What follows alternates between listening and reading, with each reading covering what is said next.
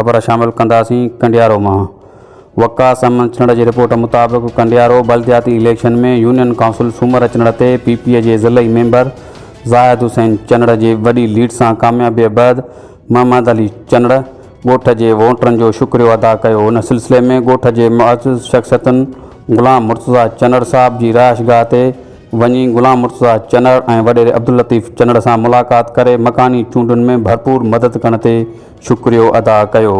उन मौक़े ते अॻवाननि ॻाल्हाईंदे चयो त यूनियन काउंसिल सूमर अचण ते PPA जे MNA सैयद इबरार अली शाह तरफ़ां नामज़द उम्मीदवार ज़िले काउंसिल मेंबर ज़ाहिद अली चंड ऐं पूरे पैनल जे वॾी अक्सरियत सां कामयाबी थियण ते ग़ुलाम मुर्तज़ा चंड साहब ऐं वॾेरे अब्दुल लतीफ़ चंड साहब ऐं चंड बिरादरीअ खां अलावा सॼे UC जे मुख़्तलिफ़ बिरादरियुनि जे आवाम जा शुक्रगुज़ार आहियूं जिन असां ते एतमाद कंदे पंहिंजो क़ीमती वोट ॾेई कामयाबु कयो।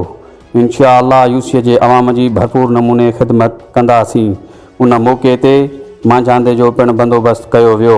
आख़िर में सिंध जी सक़ाफ़त अजरकनि ऐं हारनि जा तोहफ़ा पेश कया विया।